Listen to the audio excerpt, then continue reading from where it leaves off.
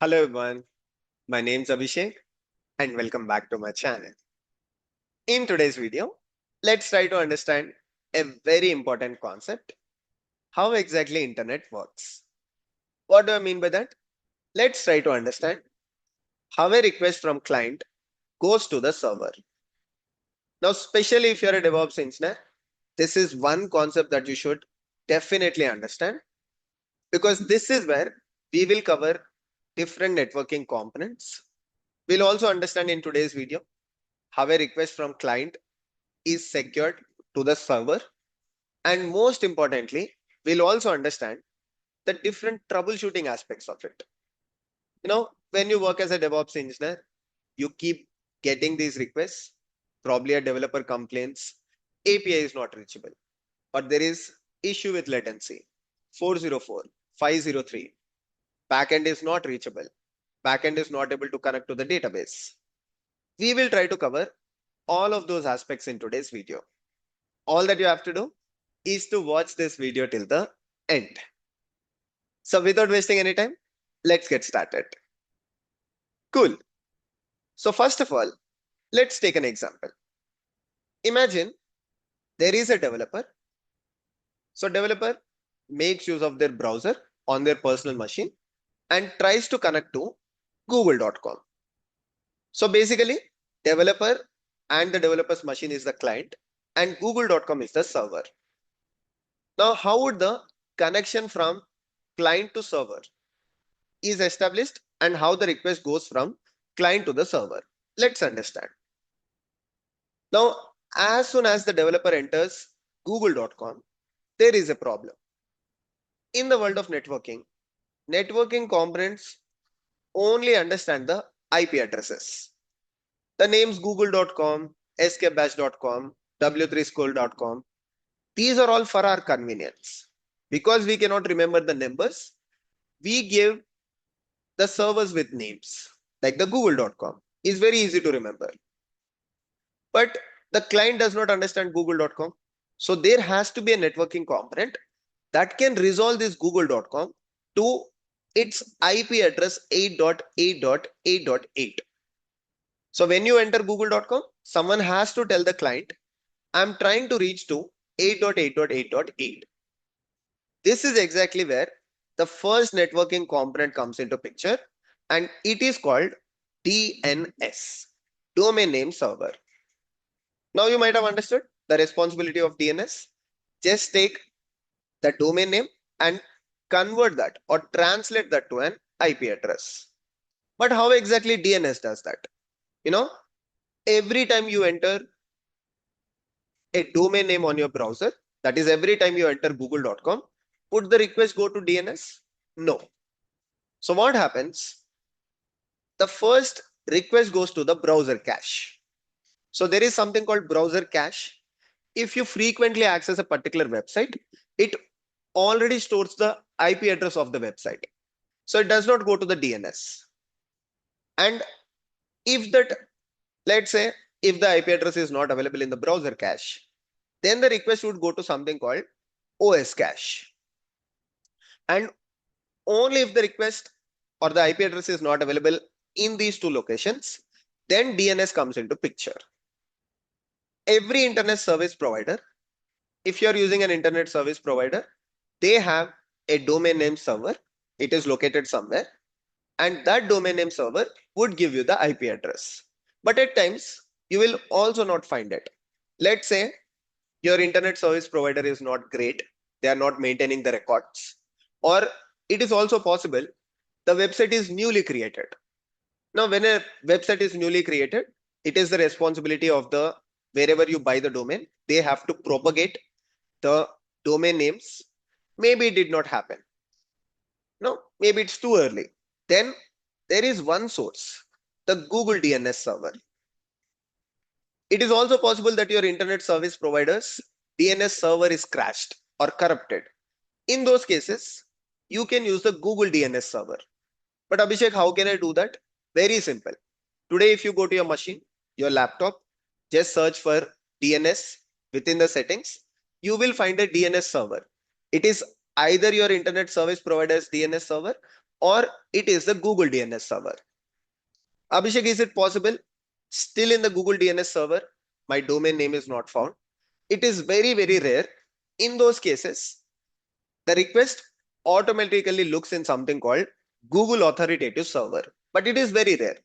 In most of the cases, this is where your domain name is translated to an IP address. So your step one is done. DNS has helped you with the IP address.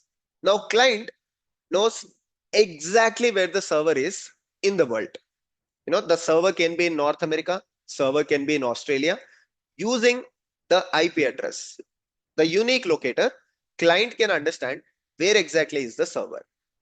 Now what happens? Then comes the second step, or the second networking component. The second networking component is the TCP. TCP is how client connects with the server. Okay, it understood where is the server, but it has to establish a communication with the server so that even if you are sending 1 GB of data, right? You might be sending 1 GB, you might be sending 1 TB of data. Only if there is a connection, there will not be any data loss. But Abhishek, how TCP works? So when client tries to establish a connection with the server, there are two options for the client. One is three-way handshake, and second is the two-way handshake. Mostly, you don't configure the TCP setting. It is within your client. For example, if you are using Firefox as your browser, within the Firefox, there is a type of TCP setting which will tell the client should it go with three-way handshake or two-way handshake. But if you're doing it within your organization, let's say you are using Cisco, or maybe you're using FI, within those networking components, you can configure three-way or two-way handshake.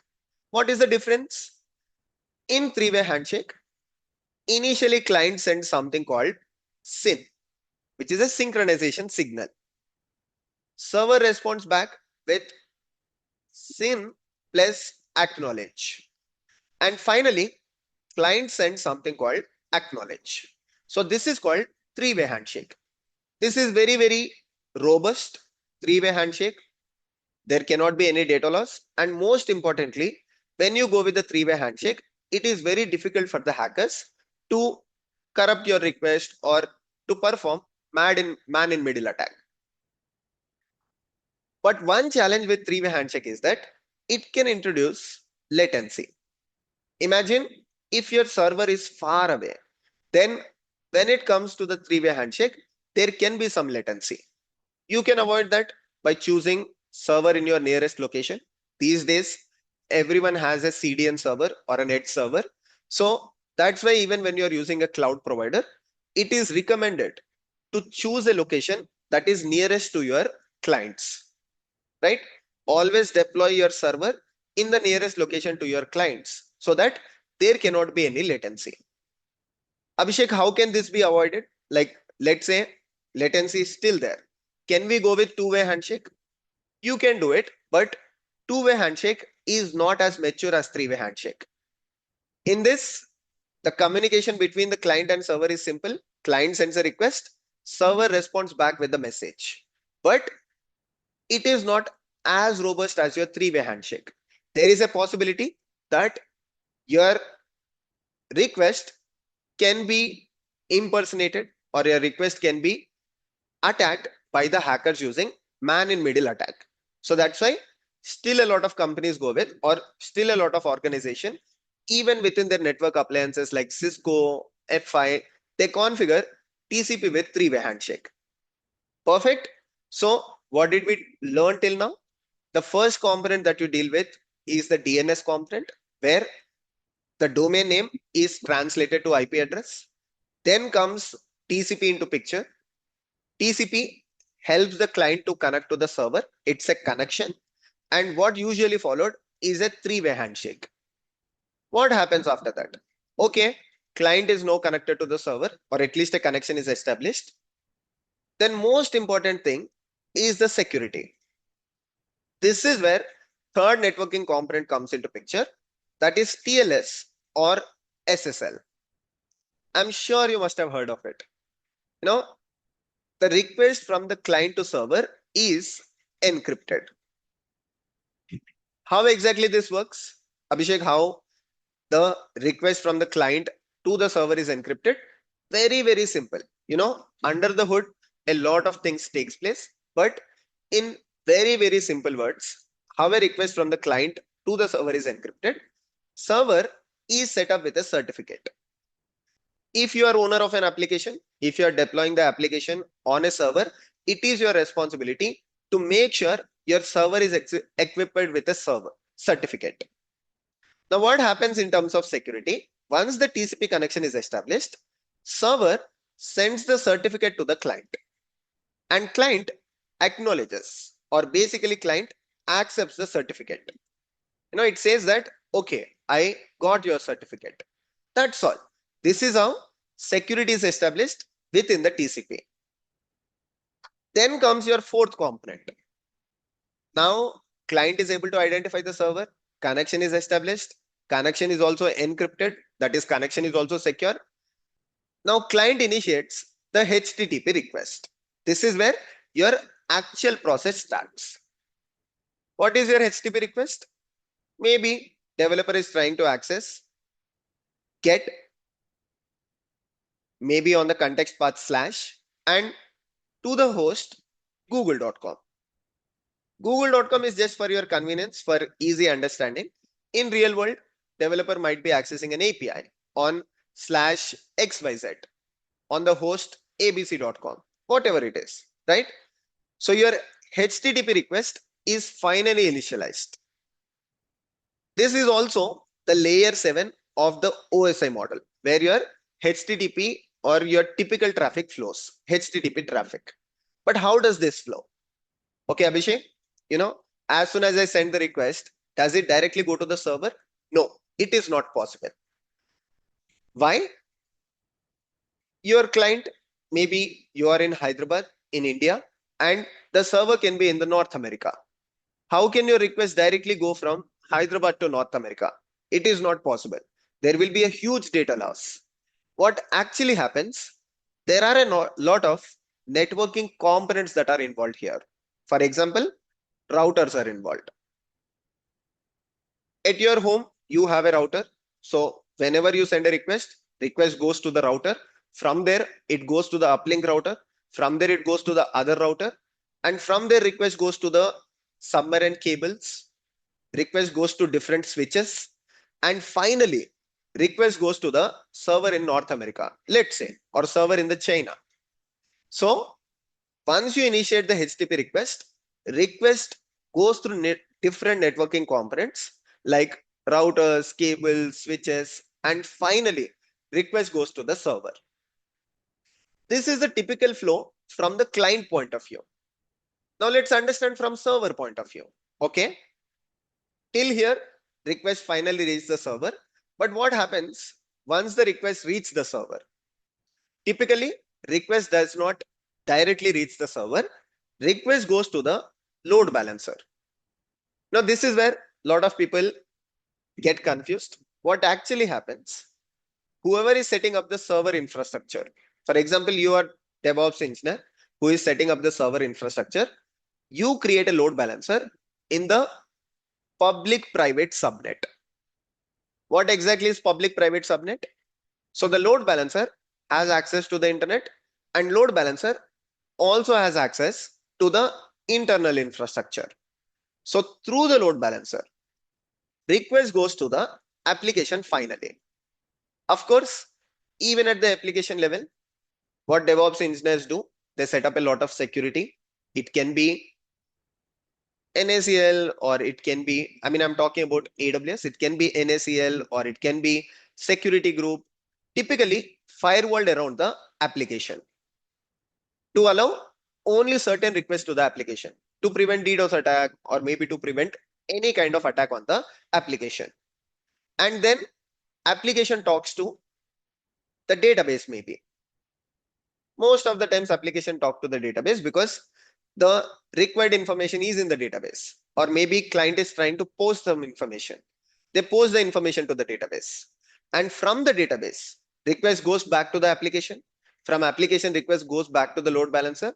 From there, using the same process, request goes back to the client. So this is exactly how the typical request flows. What you have to learn here, at every component, there is a possible failure. For example, let's go step by step. At every layer here, there is a possibility for the failure. For example, the first layer, and that is what you have to understand. At the first layer, you might see an error. Let me now go back and write it here so that it is very clean and neat.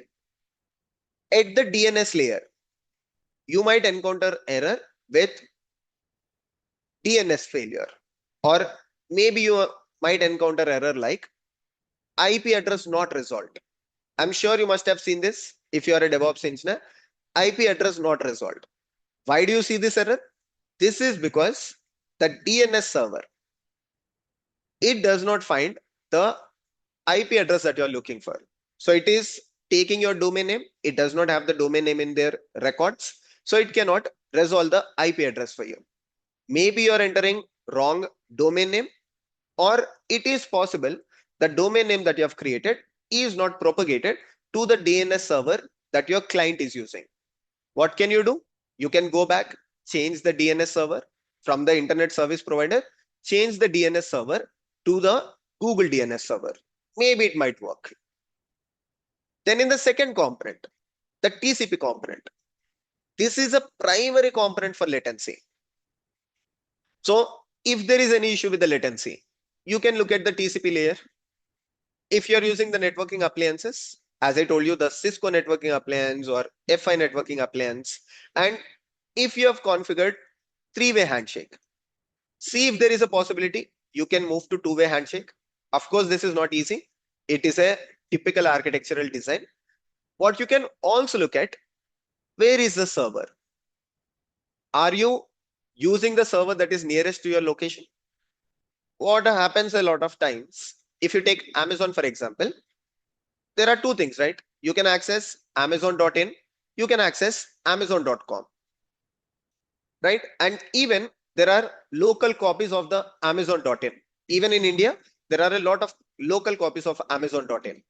So you can also see if there is a possibility where you can find the nearest possible location of your server.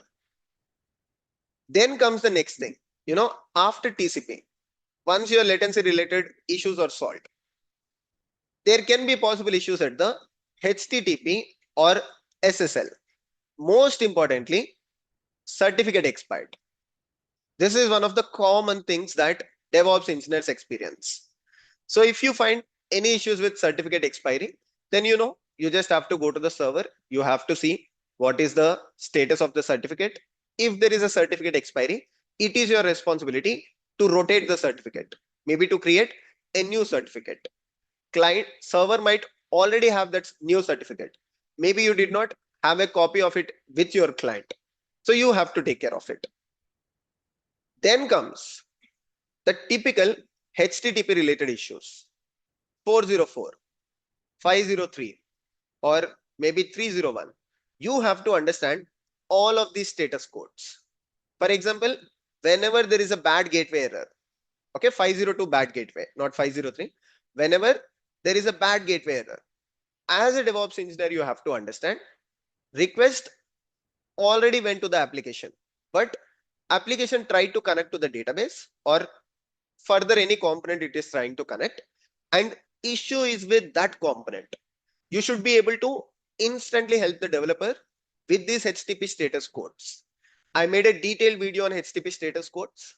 You can find the link in the description, or even if you just search Abhishek.Veeramalla HTTP status code, you can find the video where I've explained detailedly about every single HTTP status code. So instantly when you see that HTTP status code in the curl request or maybe on the browser, you should be able to help the developer. Okay, 502 request went to the application. Problem is with the uplink. Let me go to the application logs and see. Or let me just go to the uplink server to which this application is connecting and see the status of that server. And finally, as a DevOps engineer, you should understand the cloud networking. It can be AWS, it can be Azure, or it can be GCP. You should understand how a virtual private cloud is created, or how virtual private network is created, and within the virtual private cloud or network, what are different components that are involved. For example, load balancer, auto scaling group, security groups, NACL, firewall of the application. You should be able to understand routes, subnets, CIDR. You should be able to understand all of that. Once again, if you go to the networking playlist on the channel, I've covered all of those networking concepts in detail. So go to the networking playlist. After this video, if you're interested in the networking playlist, I have ordered all the videos right from IP address, subnet, CIDR, AWS VPC, Azure VPN. You will find all of them in that playlist.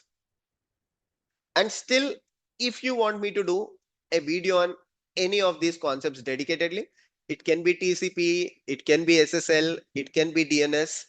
Just let me know in the comment section. I'm more than happy to help on these concepts because they are very, very crucial for DevOps engineers. Thank you so much for watching today's video. I hope you found it insightful. See you all in the next one.